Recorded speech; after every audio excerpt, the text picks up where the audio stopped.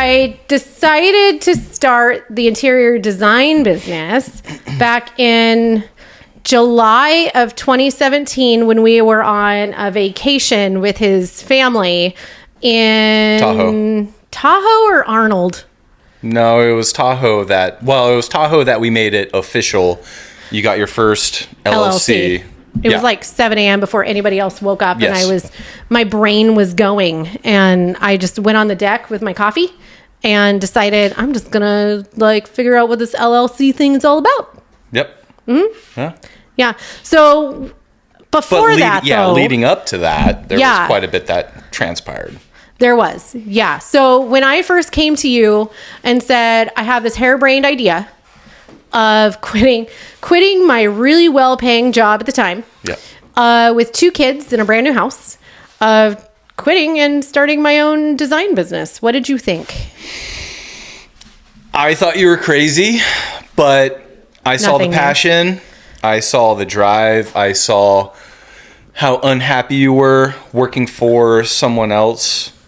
Although it did give you a good background into what you're doing now.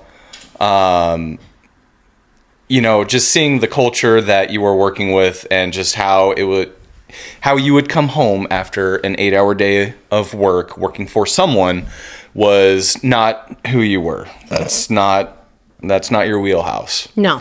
And so, you kind of had your aha moment after you blew your knee out playing soccer, which is another passion of yours. Yep. Decided then to go to design school. I was with you then, and but you were still working your very well-paying job. And then it wasn't until, what year did we say? It was 2017 that we decided to go full-time with you doing design. Well, it was 2017 that I got my LLC, but it was December of 2018 that I quit my job. Yeah. Yeah. And yes, for me, that was very tough to muster, both mentally, financially. Mm-hmm. We had a house to pay for. We had other things we had to pay for.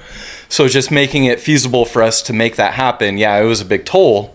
But I saw the dedication, the drive that you had. And I just knew that was a route that, it wasn't going to be up to me to make that decision. It was ultimately going to be up to you to commit to that, to commit to school, to commit to running your own business. And I mean, I look back at it now, what are we? We're almost 8 years later.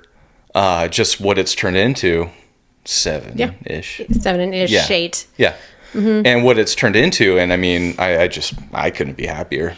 I'm shocked. Yeah.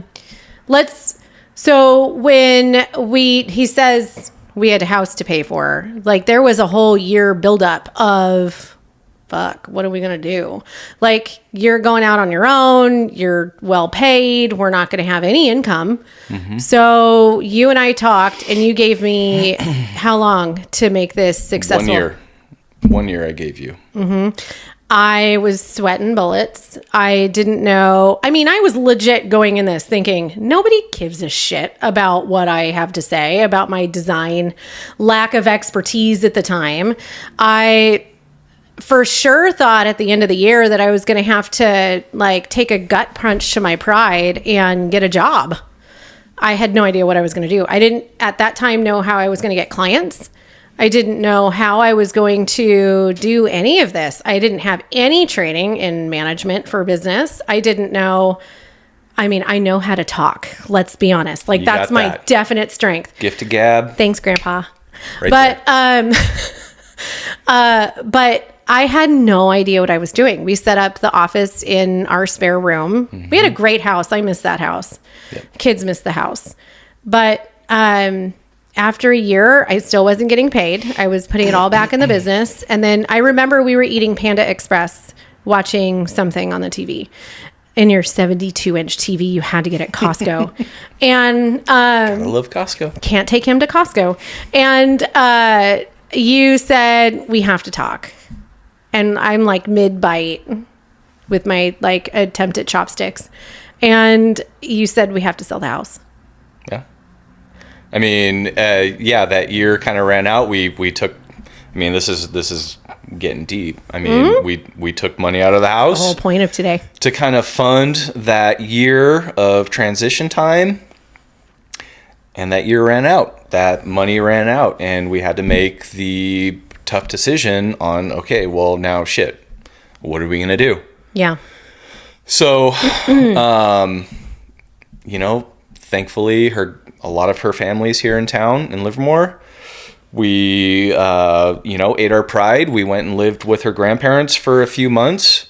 We've done that a couple of times. Yep. While we sold our house, ended up renting a house right down the street from where we were living prior to that. I think it was 10 houses down. 10 houses down. And we ended up rolling our very free ancient piano down the street on piano dollies with my dad playing it while we rolled it. Yes. It was a scene. Fun. It was a scene. Neighbors loved it, I'm sure.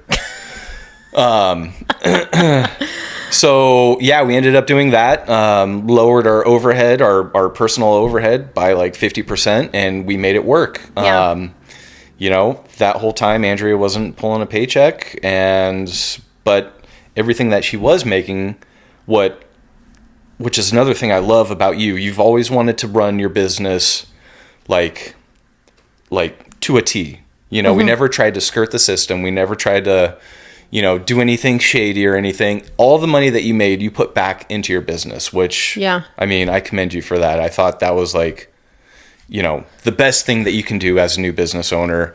It took a lot of stress off of me. Just even though you weren't making a paycheck, I saw what you were doing with what you were making with the business, just putting it right back into the business. Yeah. And, I thought that was great.